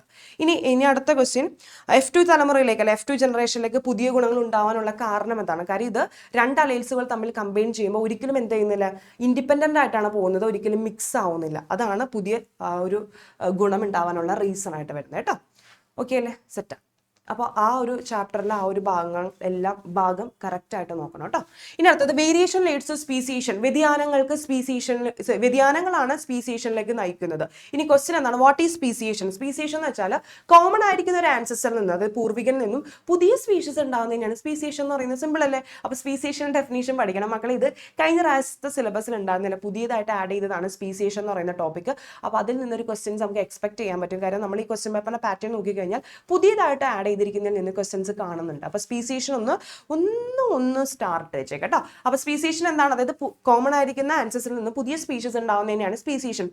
ആയിരിക്കുന്ന പൂർവികളിൽ നിന്ന് പുതിയൊരു സ്പീഷീസ് ഉണ്ടാവുന്നതിനാണ് സ്പീസിയേഷൻ എന്ന് പറയുന്നത്. ഈ വ്യതിയാനങ്ങൾക്ക് കാരണം എന്താണ്? അതായത് എക്കോളജിക്കൽ ഫാക്ടേഴ്സ് ആകാം, അതുപോലെ മ്യൂട്ടേഷൻ ആവാം, നാച്ചുറൽ സെലക്ഷൻ ആവാം, ജനറ്റിക്കൽ റീകോമ്പിനേഷൻ ഒക്കെയാണ് ഇതിന് എന്താണ് വ്യതിയാനങ്ങൾക്ക് കാരണമാവുന്നത്, ഈ ഒരു പുതിയൊരു ജീവി ഉണ്ടാകാനായിട്ട് കാരണമാവുന്നത്. അടുത്ത ക്വസ്റ്റ്യൻ, വ്യതിയാനങ്ങൾ എങ്ങനെയാണ് സ്പീസിയേഷനിലേക്ക് നയിക്കുന്നത്? അതായത് ഇങ്ങനത്തെ വ്യതിയാനങ്ങൾ അടുത്ത തലമുറയിലേക്ക് ഇങ്ങനെ കൈമാറി അങ്ങനെ ഇത് അക്യുമുലേറ്റ് ചെയ്ത് കുമിഞ്ഞു കൂടിയിട്ട് എന്താണ് അത് പുതിയൊരു ഓർഗാനിസം ആയിട്ട് leading to evolution of new സ്പീഷീസിലേക്ക് നയിക്കുന്നു. അതാണ് ആ ഒരു പുതിയ ജീവിയായിട്ട് മാറാനുള്ള കാരണം എന്ന് പറയുന്നത്, അല്ലെങ്കിൽ സ്പീസിയേഷന് കാരണം എന്ന് പറയുന്നത് ഇതാണ്. അതായത് ഈ വേരിയേഷൻസ് ഒക്കെ നെക്സ്റ്റ് പുതിയ തലമുറയിലേക്ക് ഇങ്ങനെ കൈമാറി അത് കുമിഞ്ഞുകൂടി ഒരു പുതിയ സ്പീഷീസ് ആയിട്ട് ലീഡ് ചെയ്യുന്നുണ്ട്. ഓക്കെ, അതാണ് അതിൻ്റെ ആൻസർ വരുന്നത് കേട്ടോ. ഇനി കണ്ണും അതേട്ടാ മക്കളെ ഒഴിച്ചു മാറ്റാൻ പറ്റാത്തൊരിതാണ്. നമ്മുടെ ഓണത്തിൻ്റെയും ഉണ്ടായിരുന്ന ക്രിസ്മസിൻ്റെയും ഉണ്ടായിരുന്ന മോഡൽ എക്സാമിൻ്റെയും കോമൺ ആയിട്ട് ചോദിച്ചിരുന്ന ഒരേ ഒരു ക്വസ്റ്റൻ എന്തായിരുന്നു? കണ്ണായിരുന്നു. അത് നിങ്ങൾ ശ്രദ്ധിച്ചു കഴിഞ്ഞാൽ കാണാൻ പറ്റും. ഇത് ഈ ഒരു ഭാഗം എന്ന് പറയുന്ന ഭാഗം കേട്ടോ, കളർ മാറ്റാം, എന്ന് പറയുന്ന ഭാഗം. ഇതും എനിക്ക് തോന്നുന്നു ഓണത്തിലായാലും ക്രിസ്മസിനായാലും മോഡലായാലും അത് സെയിം ആയിട്ട് ചോദിച്ചിട്ടുണ്ട് കേട്ടോ. ഈ ഓണത്തിന് ഉണ്ടായില്ലല്ലേ, ഓണത്തിന് 2 ചാപ്റ്റർ ഓണത്തിന് ഉണ്ടായില്ല, ക്രിസ്മസിന് കേട്ടോ, മിസ്സിന് തെറ്റിപ്പോയതാണ്. അപ്പോൾ ഈ സീലിയറി മസിൽസിനെ റിലേറ്റ് ചെയ്തിട്ട് ക്വസ്റ്റ്യൻസ് കാണുന്നുണ്ട്. അപ്പോൾ കറക്റ്റായിട്ട് നോക്കുക. സീലിയറി മസിൽസും അതുപോലെ തന്നെ ലെൻസിന്റെ കർവേച്ചർ നോക്കുന്ന ആ കാര്യങ്ങളൊക്കെ കേട്ടോ, അത് ഒന്ന് സ്ട്രെസ് ചെയ്ത് പഠിച്ചോ. അപ്പോൾ ക്വസ്റ്റ്യൻ ഇതാണ്, എയും ബിയും എന്താണ്? എ എന്ന് പറയുന്നത് എന്താണ്? സീലിയറി മസിൽസ് ആണ്. ഇനി ബി എന്ന് പറയുന്നത് എന്താണ്? ബ്ലൈൻഡ് സ്പോട്ട് ആണ് കേട്ടോ. കാരണം ഒപ്റ്റിക്കൽ നെർവ് സ്റ്റാർട്ട് ചെയ്യുന്ന സ്ഥലത്തിന് ബ്ലൈൻഡ് സ്പോട്ട് അഥവാ അന്ധബിന്ദു, മലയാളത്തിൽ അന്ധബിന്ദു എന്നാണ് പറയുന്നത്. സീലിയറി മസിൽസ് അഥവാ സീലിയറി പേശികൾ. ഇനി അടുത്തത് ബി പറയുന്ന അടുത്തുള്ള വസ്തുക്കളെ കാണുമ്പോൾ എ എന്ന് പറയുന്ന ഭാഗം ലെൻസിന്റെ വക്രത എങ്ങനെയാണ് ക്രമീകരിക്കുന്നത്? അതായത് ഈ പറയുന്ന സീലിയറി മസിൽസ് ലെൻസിന്റെ കർവേച്ചർ എങ്ങനെ ക്രമീകരിക്കുന്നു? അതായത് എ എന്ന് പറയുന്ന ഭാഗം അടുത്തുള്ള വസ്തുക്കളെ കാണുമ്പോൾ സീലിയറി മസിൽസ് കൺട്രാക്ട് ചെയ്യുന്നുണ്ട്, അതുപോലെ തന്നെ എന്താണ് നമ്മുടെ ലിഗമെന്റ്സ് ലൂസ് ചെയ്യുന്നുണ്ട്, അപ്പോൾ ലെൻസിന്റെ കർവേച്ചർ കൂടുന്നുണ്ട്. അതാണ് ആൻസർ വരുന്നത്. When looking at the near object ciliary muscles contract ചെയ്യുന്നു, ലിഗമെന്റ് ലൂസ് ചെയ്യുന്നു, കർവേച്ചർ ഓഫ് ലെൻസ് എന്ത് ചെയ്യുന്നുണ്ട്? ഇൻക്രീസ് ആണ് ചെയ്യുന്നത്, ഇൻക്രീസ് ചെയ്യുന്നുണ്ട്. അടുത്തുള്ള വസ്തുക്കളെ കാണുമ്പോൾ നമ്മുടെ ഈ പറയുന്ന ലെൻസ് ഇങ്ങനെയായിരിക്കും ഇരിക്കുന്നത്, അപ്പോൾ കർവേച്ചർ ഇൻക്രീസ് ചെയ്യുന്നുണ്ട്. ദൂരമുള്ള വസ്തുക്കളെ കാണുമ്പോൾ ഇതുപോലെ ഇങ്ങനെ വലിച്ച് ഇങ്ങനെയായിരിക്കും ഇരിക്കുന്നത്. ഓക്കെ അല്ലേ? യെസ്. അപ്പോൾ അതാണ് കൊടുത്തിരിക്കുന്നത്. അപ്പോൾ നിങ്ങൾ അടുത്തുള്ള വസ്തുക്കളെ കാണുമ്പോഴും അകലെയുള്ള വസ്തുക്കളെ കാണുമ്പോഴും ലെൻസിൽ ഉണ്ടാകുന്ന മാറ്റങ്ങൾ അത് നോക്കുക. അതുപോലെ തന്നെ മങ്ങിയ വെളിച്ചത്തിലും അതുപോലെ തന്നെ ബ്രൈറ്റ് ആയിരിക്കുന്ന ലൈറ്റിലും ആ സമയത്ത് കണ്ണിലുണ്ടാകുന്ന വ്യത്യാസമില്ല, അതും ഒന്ന് നോക്കിയേക്കാട്ടോ. അതും അങ്ങോട്ടും ഇങ്ങോട്ടൊക്കെ ചോദിക്കാറുണ്ട്. ആ ക്വസ്റ്റ്യൻ നിങ്ങൾക്ക് മോഡൽ എക്സാമിന് ചോദിച്ചിരുന്നു. ബ്രൈറ്റ് ആയിരിക്കുന്ന ലൈറ്റുള്ള സമയത്ത് അല്ല, മങ്ങിയ വെളിച്ചത്തിൽ നിന്ന് ഭയങ്കര ഇൻറ്റൻസ് ആയിരിക്കുന്ന റൂമിലേക്ക് കയറിയാൽ നമ്മുടെ കണ്ണിൻ്റെ പ്യൂപ്പിൾ ഉണ്ടാകുന്ന വ്യത്യാസം അങ്ങനെയൊക്കെ ആയിരിക്കും ചോദിക്കുന്നത്. അപ്പോൾ അത് കുറച്ച് ഇമ്പോർട്ടൻ്റ് ആണ്. ആ കണ്ണിൽ നിന്ന് പഠിക്കാനുള്ളത് അതും അതുപോലെ തന്നെ ഈ പറയുന്ന സീലിയറി മസിൽസിൻ്റെ കാര്യം അതും ഒന്ന് നോക്കിയേക്കണം. യെസ്. ഇനി ഒരു ഫിഗർ കൊടുത്തിട്ടുണ്ട്. ഫിഗറും പിക്ചറും കൂടെ മിക്സ് ആയിട്ട് പോയി. ഓക്കെ, അപ്പോൾ ഈ ഫിഗർ എന്താണെന്നാണ് ചോദിച്ചിരിക്കുന്നത്? ഈ പ്രക്രിയ ഫാഗോസൈറ്റോസിസ് ആണ് മക്കളെ. ഇത് ഇമ്പോർട്ടൻ്റ് ആണ് കേട്ടോ. ഫാഗോസൈറ്റോസിസ് ആണ്. ഈ പ്രക്രിയയിലെ ഘട്ടങ്ങൾ ഫ്ലോ ചാർട്ടായിട്ട് എഴുതാനാണ് പറഞ്ഞിരിക്കുന്നത്. നമുക്കറിയാം, അതായത് നമ്മുടെ ഈ പറഞ്ഞ പാത്തോജൻസ് എന്ത് ചെയ്യുന്നുണ്ട്? റിസപ്റ്ററിൽ ബോണ്ട് ചെയ്തിട്ട് അത് നമ്മുടെ ഒരു വെസിക്കലിൻ്റെ ഉള്ളിലേക്ക് കടക്കുന്നുണ്ട്. അതിനെ നമ്മൾ ഫാഗോസോം എന്നാണ് വിളിക്കുന്നത്. ഈ ഫാഗോസോമും ലൈസോസോമും കൂടെ മിക്സ് ചെയ്തിട്ട് ഫാഗോ ലൈസോസോം ഉണ്ടാവുന്നുണ്ട്. ഈ ഫാഗോ ലൈസോസോമിലെ എൻസൈംസുകളാണ് പാത്തോജൻസിനെ എന്ത് ചെയ്യുന്നത്? നശിപ്പിക്കുന്നത്. എന്നിട്ട് അവശിഷ്ടങ്ങൾ റെമനൻസ് പുറന്തള്ളി കളയുന്നുണ്ട്. അതാണ് ഫാഗോസൈറ്റോസിന്റെ ഘട്ടങ്ങൾ എന്ന് പറയുന്നത്. അപ്പോൾ ഫാഗോസൈറ്റോസിസ് എന്താണെന്നും ഫാഗോസൈറ്റോസിന്റെ ഘട്ടങ്ങൾ എന്താണെന്ന് നിങ്ങൾ നിർബന്ധമായിട്ട് പഠിക്കുക. വിത്ത് ഫിഗർ അടക്കം പഠിക്കുക കേട്ടോ. പിന്നെ ഫാഗോലൈസോസോമിന്റെ എന്താണ് ഫംഗ്ഷൻ എന്താണെന്നൊക്കെ ചോദിക്കും. എന്താണ്? അതായത് അതിനുള്ളിൽ എൻസൈംസ് ആണ് നമ്മുടെ പാത്തോജൻസിനെ നശിപ്പിച്ചു കളയുന്നത്. അപ്പം അങ്ങനെയൊക്കെ എടുത്തും കറക്കിയും തിരിച്ചൊക്കെ ചോദിക്കും. അപ്പോൾ കറക്റ്റ് ആയിട്ട് പഠിക്കുക കേട്ടോ. ഓക്കെ അല്ലേ? അപ്പോൾ അതിൻ്റെ ഘട്ടങ്ങളൊന്ന് പഠിച്ചു വെച്ചേക്കാം. ഇനി അടുത്തത് ഒരു ഹോർമോൺ ആയിട്ട് ബന്ധപ്പെട്ട 2 സ്റ്റേറ്റ്മെന്റ് കൊടുത്തിട്ടുണ്ട്. പിറ്റ്യൂട്ടറിയുടെ പിന്തളത്തിൽ അതായത് പോസ്റ്റീരിയർ ലോബിലാണ് സംഭരിക്കുന്നത്. ഓക്കെ, ശരീരത്തിന്റെ ജലസന്തുലിതാവസ്ഥ വാട്ടർ ബാലൻസ് മെയിൻറ്റെയിൻ ചെയ്യുന്നു. വാട്ടർ ബാലൻസ് എന്ന് പറയുന്നത് ഏത് ഹോർമോൺ ആയിക്കോടാ? വാസോപ്രസിൻ അല്ലെ ADH ഹോർമോണാണ്. വാസോപ്രസിന്റെ മറ്റൊരു പേരാണ് ADH. വാസോപ്രസിൻ എന്നാണ് നിങ്ങൾ ടെക്സ്റ്റിൽ കൊടുത്തിരിക്കുന്നത്. പക്ഷേ ടെക്സ്റ്റിൽ ഒരു കാര്യം കൂടി മെൻഷൻ ചെയ്തിട്ടുണ്ട്, ADH എന്നുള്ള പേരും വാസോപ്രസിൻ ഉണ്ടെന്നുള്ളത്. അപ്പോൾ 2 പേരും ഒന്ന് പഠിച്ചു വെച്ചേക്കാം കേട്ടോ. അപ്പോൾ ഈ വാട്ടർ ബാലൻസ് എന്നൊക്കെ പറഞ്ഞ് കേട്ടിട്ടുണ്ടെങ്കിൽ ഒരു ഡൗട്ട് ഇല്ലാതെ നേരെ വാസോപ്രസിൻ എന്നുള്ള പേരെടുത്ത് എഴുതിയേക്കണം. വാസോപ്രസിൻ എന്ന് പറയുന്ന ഹോർമോൺ ആണ് എന്ത് ചെയ്യുന്നത്? നമ്മുടെ ബോഡിയിലെ വാട്ടറിന്റെ ലെവൽ മെയിൻറ്റെയിൻ ചെയ്യാനായിട്ട് സഹായിക്കുന്നത്. അപ്പോൾ ഇവിടെ ക്വസ്റ്റ്യൻ ഇതാണ്, which hormone is mention? Vasopressin ആണ്. Which gland is produced? അതായത് ഇവിടെ പരാമർശിപ്പിക്കുന്ന ഹോർമോൺ ഏതാണ്? ഇത് ഉൽപ്പാദിപ്പിക്കുന്ന ഗ്രന്ഥി ഏതാണെന്നാണ് ചോദിച്ചിരിക്കുന്നത്. ഹൈപ്പോതലാമസ് ആണ് ഉൽപ്പാദിപ്പിക്കുന്നത്. ഇനി വേനൽക്കാലത്തും ശൈത്യകാലത്തും ഈ ഹോർമോൺ, അതായത് നമ്മുടെ ഈ പറയുന്ന വിന്റർ സീസണിലും സമ്മർ സീസണിലും വാട്ടർ ബാലൻസിനെ റെഗുലേറ്റ് ചെയ്യാനായിട്ട് ഈ ഹോർമോണിന്റെ ഫംഗ്ഷൻ എങ്ങനെയാണ് നിലനിർത്തുന്നതെന്ന് ചോദിച്ചിട്ടുണ്ട്. അതായത് ഇത്രയേ ഉള്ളൂ മക്കളെ. നമ്മുടെ ബോഡിയിൽ വാട്ടർ ഇല്ലാന്ന് ചോദിച്ചാൽ, അതായത് വേനൽക്കാലത്തെ സമയത്ത് നമ്മുടെ ബോഡിയിൽ നിന്ന് വേർത്തൊക്കെ എന്ത് ചെയ്യുന്നുണ്ട്? ഈ പറയുന്ന വാട്ടർ പോകുന്നുണ്ട്. അപ്പോൾ നമ്മുടെ ബോഡിയിൽ വെള്ളം ഇല്ലാതിരിക്കുന്ന സമയത്ത് വാസോപ്രസിന്റെ ഉൽപാദനം കൂടുന്നു. അങ്ങനെ വാട്ടറിന്റെ റീഅബ്സോർപ്ഷൻ കൂടുന്നു. അതായത് നമ്മുടെ യൂറിനായിട്ട് പോകേണ്ട ആ വാട്ടറിൽ നിന്ന് നമ്മൾ തിരിച്ച് നമ്മുടെ ബോഡിയിലേക്ക് എടുക്കുന്നുണ്ട്. അതുവഴി എന്താണ് യൂറിൻ്റെ അളവ് കുറയുന്നു. അതുകൊണ്ടാണ് വേനൽക്കാലത്ത് യൂറിൻ്റെ അളവ് കുറയുന്നത്. ഇനി അതേ സമയത്ത് മഴക്കാലത്താണെന്നുണ്ടെങ്കിൽ ആവശ്യത്തിനധികം വാട്ടർ നമ്മുടെ ബോഡിയിലുണ്ട്. അപ്പോൾ നമുക്ക് എന്താണ് വെള്ളം വേണ്ട. അപ്പോൾ വാസോപ്രസിൻ്റെ ഉൽപ്പാദനം കുറയുന്നുണ്ട്. റീഅബ്സോർപ്ഷൻ കിഡ്നിയിൽ നിന്ന് വെള്ളം എടുക്കുന്ന കാര്യമില്ല, അതിൻ്റെ റീഅബ്സോർപ്ഷൻ റേറ്റും കുറയുന്നുണ്ട്. അതുമൂലം എന്താണ് യൂറിൻ്റെ അളവ് കൂടുന്നത്. കാരണം ആ ടൈമിൽ നമ്മൾ കിഡ്നിയിൽ നിന്ന് ഒന്നും തിരിച്ചെടുക്കുന്നില്ല. കാരണം ആവശ്യത്തിനുള്ള വെള്ളം നമ്മുടെ ബോഡിയിലുണ്ട്. അപ്പോൾ യൂറിൻ്റെ അളവ് കൂടുതലായിരിക്കും. അതാണ് അതിൻ്റെ പിന്നിലുള്ള സയൻസ് എന്ന് പറയുന്നത്. അത് ഇമ്പോർട്ടൻ്റ് ആണ് കേട്ടോ, അതും ചോദിക്കാറുണ്ട്. ഓക്കെ, അപ്പോൾ ഡ്യൂറിങ് ആ ഒരു ഇത് നിങ്ങൾ അതിൻ്റെ പ്രൊഡക്ഷൻ്റെ അതായത് ബോഡിയിൽ വാട്ടർ ഇല്ലാന്ന് അറിയണമെങ്കിൽ വാസോപ്രസിന്റെ പ്രൊഡക്ഷൻ എന്തായിരിക്കും, കൂടുതലായിരിക്കും. അത് ആ കൺസെപ്റ്റ് മാത്രം മനസ്സിലാക്കി വെച്ചാൽ മതി കേട്ടോ. ഓക്കെ, ഇനി അടുത്ത ക്വസ്റ്റ്യൻ എന്താണ്, ഒരു ഹോർമോൺ, വീണ്ടും ഹോർമോൺ റിലേറ്റ് ചെയ്ത സ്റ്റേറ്റ്മെന്റ് ആണ് കൊടുത്തിരിക്കുന്നത്. ഗ്രോത്ത് ഹോർമോൺ ആണ്. ഓക്കെ, ഗ്രോത്ത് ഹോർമോൺ ഏതൊക്കെയാണ് അതൊന്ന് ആലോചിച്ച് വെച്ചോ കേട്ടോ. വളർച്ചാ കാലഘട്ടത്തിലാണ് സംഭവിക്കുന്നത്. ഇവിടെ പരാമർശിച്ചിരിക്കുന്ന ഹോർമോണിന്റെ തകരാറുകൾ ഏതെല്ലാം, ഹോർമോൺ ഏതെന്നല്ല, വളർച്ചാ ഹോർമോൺ എന്ന് പറയുന്നത് സൊമാറ്റോട്രോപ്പിൻ ആണ്. ഈ ഹോർമോണിന്റെ തകരാറുകൾ എന്തെല്ലാമാണ്? അതായത് സൊമാറ്റോട്രോപ്പിന്റെ ഉൽപാദനം കുറഞ്ഞാൽ ഉണ്ടാകുന്നത് എന്താണ്? ഡോർഫിസം. കൂടിയാൽ ഉണ്ടാകുന്നത് എന്താണ്? ജൈജാൻഡിസം ആണ്. ഓരോന്നിന്റെയും കാരണവും ലക്ഷണങ്ങളും എഴുതുക കേട്ടോ. ഡോർഫിസവും ജൈജാൻഡിസവും ആണ്. ഡോർഫിസം എന്ന് വെച്ചിട്ടുണ്ടെങ്കിൽ പ്രൊഡക്ഷൻ കുറയും. അതായത് വളർച്ചാ കാലഘട്ടത്തിൽ ഈ സൊമാറ്റോട്രോപ്പിന്റെ പ്രൊഡക്ഷൻ കുറയുകയാണെങ്കിൽ ഡോർഫിസം, അവരെന്താണ് പൊക്കം വയ്ക്കാതെ ഒരു അവസ്ഥയിലേക്ക് വരുന്നുണ്ട്. ഇനി ജൈജാൻഡിസം എന്ന് വെച്ചാൽ ഈ വളർച്ചാ പീരീഡിൽ എന്താണ് ഇതിന്റെ പ്രൊഡക്ഷൻ കൂടുതലാവുന്നില്ല, അവർ ഭയങ്കരമായിട്ട് എക്സസീവ് ഗ്രോത്ത് ആയിരിക്കും, അവരുടെ ബോഡിക്ക് ഭയങ്കര ഗ്രോത്ത് ആയിരിക്കും, ഭയങ്കര ഹൈറ്റ് വെച്ച് അതായത് ആ ഒരു കണ്ടീഷനിലേക്ക് പോകുന്നു. അപ്പോൾ സൊമാറ്റോട്രോമിന്റെ ഉൽപാദന തകരാറ് മൂലം ഉണ്ടാകുന്ന അല്ലെ വളർച്ചാ ഹോർമോൺ, സൊമാറ്റോട്രോമിന്റെ വളർച്ചാ ഹോർമോൺ അല്ലെങ്കിൽ ഗ്രോത്ത് ഹോർമോൺ എന്ന് പറയുന്നുണ്ട്. അതിന്റെ പ്രശ്നങ്ങൾ കൊണ്ട് ഉണ്ടാകുന്ന അസുഖം അല്ലെങ്കിൽ തകരാറ് അല്ലെങ്കിൽ കണ്ടീഷൻ എന്ന് പറയുന്നത് ഡോർഫിസം, ജൈജാൻഡിസോണ്. മലയാളത്തിൽ വാമനത്വം അതുപോലെ ഭീമാകാരത്വം എന്നാണ് പറയുന്നത് കേട്ടോ. ഓക്കെ അല്ലേ? ഇനി അടുത്തത് മക്കളെ, ഇത് ഇമ്പോർട്ടൻ്റ് ആണ്. ഇത് നിങ്ങളുടെ മോഡൽ എക്സാമിന് ചോദിച്ചു, പക്ഷേ നല്ലൊരു ക്വസ്റ്റൻ ആയിരുന്നു. എൻ്റെ മനസ്സിൽ ഇത് SLC എക്സാമിനേഷൻ വന്നോന്നായിരുന്നു കേട്ടോ. പക്ഷെ അത് ചാടിക്കേറി മോഡൽ എക്സാമിന് വന്നു. അപ്പോൾ ചിലപ്പോൾ വരൂലായിരിക്കാം, പറയാൻ പറ്റില്ല. വന്നു കഴിഞ്ഞാൽ നിങ്ങൾ രക്ഷപ്പെട്ടു. കാരണം ഇതിൽ നിന്ന് ഫുൾ മാർക്ക് നിങ്ങൾക്ക് സ്കോർ ചെയ്യാൻ പറ്റും. അപ്പോൾ ഈ സാങ്കേതിക വിദ്യയുടെ ഘട്ടമാണ് ഇവിടെ സൂചിപ്പിക്കുന്നത്. ഇത് ഏതിൻ്റെയാണ്? ക്രിസ്പർ. ഇത് ഏത് ടെക്നോളജിയാണ്? ക്രിസ്പർ ടെക്നോളജി എന്ന് പറയുന്ന ടെക്നോളജിയാണ്. രണ്ടാമത് എക്സ് എന്ന് പറയുന്ന സൂചിപ്പിച്ചിരിക്കുന്ന ഭാഗം ഏതാണ്? എക്സ് എന്ന് പറയുന്നത് ഏതാടാ? എക്സ് എന്ന് പറയുന്നത് ഏതാ? Guide RNA. ഇത് ഉപയോഗിക്കുന്നത് എന്തിനാണ്? അതായത് ഈ പറയുന്ന എവിടെയാണോ, ഏത് DNA ആണ്, ഏത് ജീനെയാണ് കട്ട് ചെയ്യേണ്ടത് അത് കാണിച്ചു കൊടുക്കുന്ന ഗൈഡ് RNA ആണ്. ഇനി വൈ എന്ന് പറയുന്നത് സൂചിപ്പിച്ചിരിക്കുന്ന ഭാഗം ഏതാണ്? അതെന്താണ്? സിസേഴ്സ് ആണ്, Cas9 ആണ്. അത് എന്തിനു വേണ്ടിയിട്ടാണ്? കട്ട് ചെയ്യാൻ വേണ്ടിയിട്ടാണ്. ഓക്കെ, അതായത് എക്സ് എന്ന് പറയുന്ന gRNA, അത് gRNA ആണ് വഴി കാട്ടുന്നത്. ഗൈഡ് RNA എന്നാണ് പേര് വരുന്നത്. അതെന്താണ്? ഇവിടെയാണ് മുറിക്കേണ്ടത് എന്ന് പറഞ്ഞു കൊടുക്കുന്നു. അപ്പൊ വൈ എന്ത് ചെയ്യുന്നു? Cas9 ആണ്. ആ Cas9 വെച്ചിട്ടാണ് മുറിക്കുന്നത്.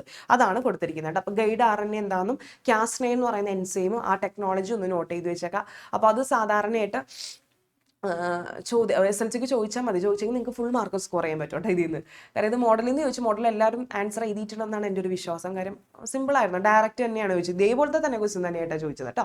ഓക്കെ, ഇനി അടുത്തത് ഒരു ബ്രെയിനിന്റെ സ്ട്രക്ചർ കൊടുത്തിട്ടുണ്ട്. ഇതിനകത്ത് പറഞ്ഞിരിക്കുന്നത് ഇതിനകത്ത് എന്തെങ്കിലും തെറ്റുണ്ടെങ്കിൽ തിരുത്തി എഴുതാനാണ്. ഓക്കെ, മിഡ് ബ്രെയിൻ ഇത് കറക്റ്റ് ആണ്, സെറിബ്രം ഇത് കറക്റ്റ് ആണ്. ഓക്കെ, ഇത് തെറ്റാണല്ലോ, തലാമസ് അല്ല കേട്ടത്, തലാമസ് അല്ല, പോൺസ് ആണ്. മെഡുലോ ബ്ലാങ്കറ്റ അല്ലേ ഇത് സെറിബെല്ലോൺ, അതാണ് കേട്ടോ തെറ്റ്. അതെ, പോൺസ്, മൂന്നാമത്തത് പോൺസ് ആണ്. സോറി, ഇതാണ് പോൺസ്. ഇത് മിഡ് ബ്രെയിൻ കറക്റ്റ് ആണ്. സോറി കേട്ടോ, 1 മിനിറ്റ്. മിഡ് ബ്രെയിൻ കറക്റ്റ് ആണ്. ഈ ഒരു ഭാഗം ഇത് തലാമസ് അല്ല, അതെന്താണ്? പോൺസ് ആണ്. പിന്നെ ഇത് കറക്റ്റ് ആണ്, സെറിബെല്ലം. ഓക്കെ, ഇതാണ് തെറ്റ്. ബാക്കി രണ്ടും കറക്റ്റ് ആണ്. ഇനി ചോദിച്ചിരിക്കുന്ന ക്വസ്റ്റ്യൻ തിരുത്തിയ ഭാഗങ്ങളുടെ ധർമ്മം ഇതാനായിട്ട്. ഓക്കെ, അതായത് നമ്മുടെ പോൺസിന്റെ ഭാഗം എന്ന് വെച്ചാൽ നമ്മുടെ ബോഡിയിലുള്ള ഫേസിലുള്ള മസ്കുലർ ആക്ടിവിറ്റി ഒക്കെ കൺട്രോൾ ചെയ്യാണ്. സെറിബെല്ലത്തിന്റെ ജോലി എന്ന് വെച്ചാൽ നമ്മുടെ ബോഡി കറക്റ്റായിട്ട് ശരീരത്തിൽ തുലനാവസ്ഥ അല്ലെങ്കിൽ എന്താണ് ഇക്വിലിബ്രിയം നോക്കുന്നതാണ് സെറിബെല്ലം ചെയ്യുന്നത് കേട്ടോ. ഇനി അടുത്ത ക്വസ്റ്റ്യൻ എന്തായിരുന്നു? എങ്ങനെയാണ് ബ്രെയിനെ പ്രൊട്ടക്ട് ചെയ്ത് വെച്ചിരിക്കുന്നത്? ബ്രെയിനെ പ്രൊട്ടക്ട് ചെയ്യാനായിട്ട് സ്കള്ളുണ്ട്, അതുപോലെ തന്നെ സ്കള്ളിന്റെ താഴെയായിട്ട് 3 ലെയർ ഉണ്ട്. അതിന്റെ പേരാണ് മെനിഞ്ചസ് എന്ന് പറയുന്നത്. അതുപോലെ സെറിബ്രോ സ്പൈനൽ ഫ്ലൂയിഡ്. ഇതൊക്കെയാണ് നമ്മുടെ ബ്രെയിനെ പ്രൊട്ടക്ട് വെച്ചിരിക്കുന്നത് കേട്ടോ. മക്കളെ, ബ്രെയിൻ ഒന്ന് നോക്കിയേക്കാം. അതിൽ നിന്ന് എന്തായാലും ചോദിച്ചിരിക്കുക. അത് ചോദിക്കാത്ത ഒരു ക്വസ്റ്റ്യൻ പേപ്പർ ഉണ്ടാവില്ല കേട്ടോ. ബ്രെയിനിൽ നിന്ന് എന്തായാലും ചോദിച്ചിരിക്കും. ഇനി അടുത്തത് ഇത് സ്പൈനൽ കോഡിന്റെ പിക്ചറാണ് കൊടുത്തിരിക്കുന്നത്. എയും ബിയും ഭാഗങ്ങൾ അടയാളപ്പെടുത്താനാണ് പറയുന്നത്. എ എന്ന് പറയുന്നത് എന്താണ്? സെൻട്രൽ കനാലാണ് കൊടുത്തിരിക്കുന്നത്. ബി എന്ന് പറയുന്നത് ഡോർസൽ റൂട്ട് അല്ലെങ്കിൽ സ്പൈനൽ നെർവ് ആണ് കൊടുത്തിരിക്കുന്നത്. ഓക്കെ, ഇനി എ എന്ന് അടയാളപ്പെടുത്തുന്ന ഭാഗത്തിന്റെ ദ്രാവകം ഏതാണ്? സെറിബ്രോ സ്പൈനൽ ഫ്ലൂയിഡ് ആണ്. അതിന്റെ ഫംഗ്ഷൻ എന്താണെന്ന് ചോദിക്കുന്നത്. സെറിബ്രോ സ്പൈനൽ ഫ്ലൂയിഡിന്റെ ജോലി എന്ന് വെച്ചാൽ നമ്മുടെ ആ ഒരു സ്പൈനൽ കോഡിന് ആവശ്യമായ നറിഷ്മെന്റ് കൊടുക്കുന്നു, അതുപോലെ പ്രഷർ റെഗുലേറ്റ് ചെയ്യുന്നു, ന്യൂട്രീഷൻസ് ഒക്കെ കൊടുക്കുന്നു. അതൊക്കെയാണ് അതുപോലെ എക്സ്റ്റേണൽ ഷോക്സിൽ നിന്നൊക്കെ പ്രൊട്ടക്ട് ചെയ്യുന്നതൊക്കെ എന്താണ്? സെറിബ്രോ സ്പൈനൽ ഫ്ലൂയിഡ് ആണ്. ഓക്കെ, അതന്നെ provide oxygen and nutrition to the tissue of the central nervous system, eliminate waste eliminate ചെയ്ത് കളയുന്നുണ്ട്, റെഗുലേറ്റ് പ്രഷർ റെഗുലേറ്റ് ചെയ്യുന്നുണ്ട്, അതുപോലെ പ്രൊട്ടക്ട് ചെയ്യുന്നുണ്ട്, എക്സ്റ്റേണൽ ഇഞ്ചുറീസ് പ്രൊട്ടക്ട് ചെയ്യുന്നുണ്ട്. ഇനി അടുത്തത് how is A part B formed, what is A function. B എന്ന ഭാഗം രൂപപ്പെടുന്നത് എങ്ങനെയാണ്? അതായത് ഈ പറയുന്ന ഡോർസൽ വിൻഡോം അതുപോലെ തന്നെ ഡോർസൽ റൂട്ടും വെൻട്രൽ റൂട്ടും കൂടി കൂടിച്ചേർന്നിട്ടാണ് സ്പൈനൽ നെർവ് ഉണ്ടാകുന്നത്. അത് എന്ത് ചെയ്യുന്നുണ്ട്? അതിന്റെ ഫംഗ്ഷൻ എന്ന് പറയുന്നത് ഈ പറയുന്ന ശരീരത്തിന്റെ വിവിധ ഭാഗങ്ങളിൽ നിന്നുള്ള മെസ്സേജുകളെ സ്പൈനൽ കോഡിലേക്കും സ്പൈനൽ കോഡിൽ നിന്നുള്ള മെസ്സേജുകളെ തിരിച്ച് ശരീരത്തിലേക്കും എത്തിക്കുന്നത് ആരാണ്? ഈ ഡോർസൽ റൂട്ട് വെൻട്രൽ റൂട്ടിലൂടെയാണ് കേട്ടോ. അതാണ് ആൻസർ ആയിട്ട് വരുന്നത്. ഇനി ഒരു ഫ്ലോ ചാർട്ട് കൊടുത്തിട്ടുണ്ട്. ഈ ഫ്ലോ ചാർട്ട് തന്നിട്ട് ഇതിനകത്ത് ആർക്കാണ് ഷുഗർ എന്നാണ് ചോദിച്ചത്. ഇത് മക്കളെ ഇത് മോഡൽ എക്സാമിന് ഉണ്ടായില്ലേടാ. ഇത് ആർക്കാണ്? ബിക്കാണ് ഷുഗർ ഉള്ളത് കേട്ടോ. രണ്ടാമത് പ്രമേഹ രോഗിയുടെ വ്യക്തി ഏതാണ്? ബി ആണ്. അതെങ്ങനെ നമുക്ക് മനസ്സിലായി? കാര്യം എന്ന് വെച്ചാൽ നോർമൽ ഫാസ്റ്റിംഗ് എന്ന് പറയുന്നത് 70-100 ഇതിന്റെ റേഞ്ചിലായിരിക്കണം നമ്മുടെ ഷുഗർ ലെവൽ വരേണ്ടത്. ഇവർക്കിടെയൊക്കെ കറക്റ്റ് ആണ്. പക്ഷേ ആ നടുക്കത്തെ ബിയുടെ മാത്രം 150 ഷുഗർ വന്നിരിക്കുന്നത്. അപ്പൊ അയാൾക്ക് എന്താണ്? ഷുഗർ ഭയങ്കര കൂടുതലാണ്. അപ്പൊ അങ്ങനെയാണ് നമ്മളത് തിരിച്ചറിഞ്ഞത്. അയാളാണ് ഷുഗർ പേഷ്യന്റ് എന്നുള്ളത് നമ്മൾ തിരിച്ചറിഞ്ഞത് ആ ഒരു റേഞ്ച് അനുസരിച്ചാണ്. 70-100 ഇടയിലല്ല, അയാളുടെ 180 അയാളുടെ ഫാസ്റ്റിംഗിലെ ബ്ലഡ് ഷുഗർ എന്ന് പറയുന്നത്. അടുത്ത ക്വസ്റ്റ്യൻ, ഈ രോഗിക്ക് ടൈപ്പ് 1 പ്രമേഹമാണെന്ന് കൂടുതൽ പരിശോധനയിലൂടെ കണ്ടെത്തി.